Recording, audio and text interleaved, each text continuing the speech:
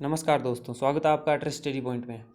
Rajasthan university under graduation post graduation के जो college और नॉन कॉलेज के स्टूडेंट हैं उनके एग्ज़ाम से रिलेटेड आज यूनिवर्सिटी का नोटिस आया है, जिसमें जो सेमेस्टर वाले स्टूडेंट्स हैं और जो एनुअल सेशन वाले स्टूडेंट्स हैं उन सभी के एग्ज़ाम में कुछ परिवर्तन किए गए। तो उससे रिलेटेड यूनिवर्सिटी ने गाइडलाइंस जारी की है। तो इसमें आपके एग्ज़ाम्स के टाइमिंग्स, कितने समय का एग्ज़ाम होगा आपका, सिलेबस, मार्क्स, कितने मार्क्स का पेपर होगा और जो पेपर सेक्शंस में बटा हुआ है उसमें क्या चेंजेस किए गए, ये कुछ नोटिस में इंपॉर्टेंट चीज़ें दी गई है, वो सब मैं आपको डिटेल में बताता हूँ। तो चलिए शुरू करते हैं। तो सबसे पहले एग्ज़ाम पैटर्न में क्या परिवर्तन किया गया है। जो एग्ज़ाम आपका 3 घंटे का होता था वो अब 2 घंटे का होगा। तो 3 आवर्स के एग्ज़ाम को 2 आवर्स के एग्ज़ाम में कन्वर्ट कर दिया गया है। तो एग्ज़ाम देने के लिए आपको 2 घंटे का टाइम मिलेगा। प्रश्न पत्र में विकल्पों अथवा और, ये जो पहले लिखा होता था कि ये क्वेश्चन कीजिए अथवा ये क्वेश्चन कीजिए, दोनों में से एक करना जो होता था, अब वो चीज़ लागू नहीं होगी।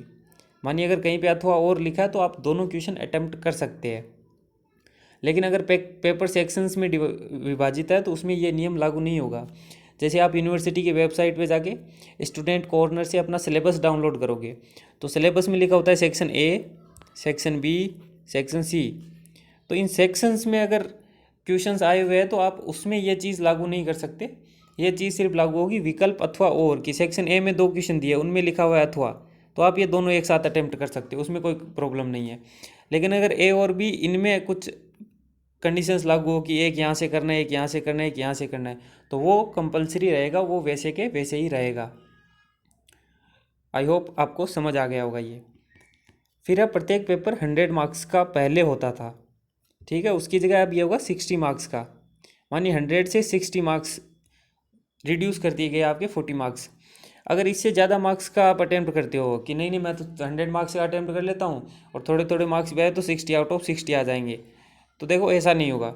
इस कंडीशन में आपके जो 3 बेस्ट आंसर्स होंगे या फिर जो 60 मार्क्स लिमिट के अकॉर्डिंग जो बेस्ट आंसर्स होंगे उन्हीं को चेक किया जाएगा और उन्हीं के क्वेश्चंस आपके, उन्हीं के मार्क्स ऐड होंगे, बाकी जो है उनका आपको कुछ नहीं मिलेगा। तो आपके जो सबसे बेस्ट आंसर्स होंगे उन्हीं को काउंट किया जाएगा। फिर जो 60% मार्क्स मिलेंगे आपको, इनको फिर एग्जामिनर 100% के अकॉर्डिंग कन्वर्ट करेगा परसेंटाइल में, और उसी के अकॉर्डिंग आपको फाइनल मार्क्स मिलेंगे। जो आपकी मार्कशीट आएगी, रिजल्ट आएगा, तो ये आपके लिए ईजी हो जाएगा, परसेंटेज अच्छे बन जाएंगे इससे, क्योंकि 60 को 100 में कन्वर्ट करोगे तो प्रोपोर्शनेटली आपके परसेंटेज थोड़े बढ़ जाएंगे अपने आप ही। तो ये आपके लिए एक अच्छी न्यूज़ है। फिर है कि ये 100 मार्क्स वाला कैसे, कहाँ कहाँ पर कैसे अप्लाई होता है। तो जो क्वेश्चन पेपर पहले 100 मार्क्स का होता था वो अब होगा 60 मार्क्स का। जो पहले 80 मार्क्स का होता था वो होगा 48 मार्क्स का। जो 50 मार्क्स का होता था वो 30 मार्क्स का। कि सेमेस्टर में कुछ स्टूडेंट्स के 80 मार्क्स का ही होता है तो उनका 48 हो जाएगा, या प्रैक्टिकल का कुछ 50 मार्क्स का होता है तो 30 मार्क्स का ही हो जाएगा। तो ये उसके अकॉर्डिंग एग्जाम्पल दिया गया है कि किस तरीके से रिड्यूस हो गए स्टूडेंट्स के क्वेश्चन पेपर्स के मार्क्स। अभी देखते क्या चेंज नहीं हुआ। तो जिन क्वेश्चन पेपर की समयावधि 1.3 आवर या 2 आवर्स थी, मानी जो पहले ही 2 आवर्स के होते थे या 1.3 आवर के होते थे, उनमें कोई चेंज नहीं होगा, वो वैसे के वैसे 2 आवर और 1.3 आवर के होंगे। और इन क्वेश्चन पेपर्स में जो पहले मार्क्स अलॉटेड थे कि 2 आवर्स वाला अगर आपका 80 मार्क्स का होता था तो अभी भी 80 मार्क्स का होगा, अगर 2 आवर्स वाला 50 मार्क्स का होता था पहले तो अभी भी 50 मार्क्स का होगा। मानिए इस कंडीशंस में कोई परिवर्तन नहीं है कि अगर आपका पहले 2 आवर्स का होता था तो वो अभी वैसा ही रहेगा, और पहले जो आपके मार्क्स होते थे वो सेम पैटर्न अभी रहेगा। तो ये भी ठीक है, क्योंकि ये तो वैसे ही ईजी था उनके लिए पहले से ही।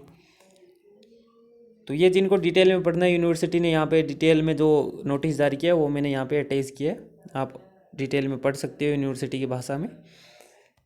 इसके बाद है टिप्स एंड फ्यूचर स्ट्रेटजी। तो सबसे पहले आप ऐसा कीजिए, अपना सिलेबस डाउनलोड कीजिए।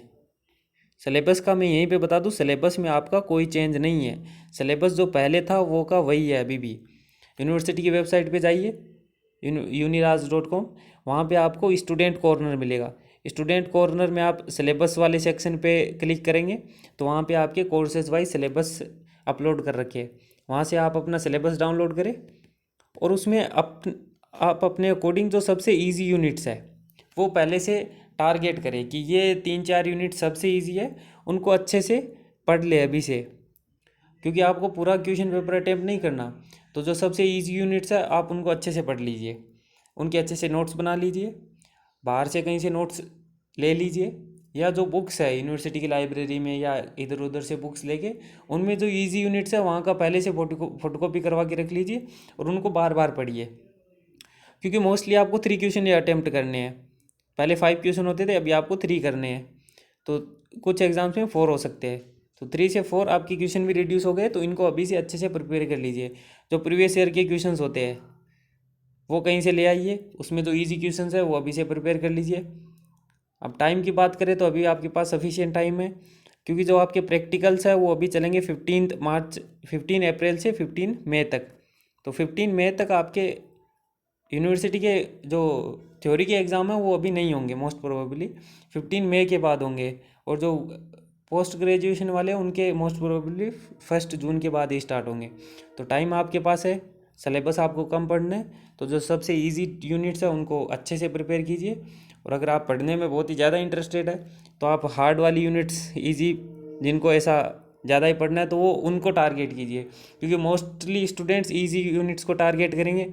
और आपको कुछ हटके करना है तो आप हार्ड वाला कर लीजिए पहले, और फिर इजी वाला अगर टाइम मिले तो वो कर लेना। इसके अलावा अगर आपको वीडियो अच्छा लगे तो लाइक करें, शेयर करें और सब्सक्राइब करें। और अगर कोई भी प्रॉब्लम आए यूनिवर्सिटी एग्ज़ाम से रिलेटेड तो नीचे कमेंट सेक्शन में लिख दीजिए, हम आपकी रिप्लाई देते रहेंगे।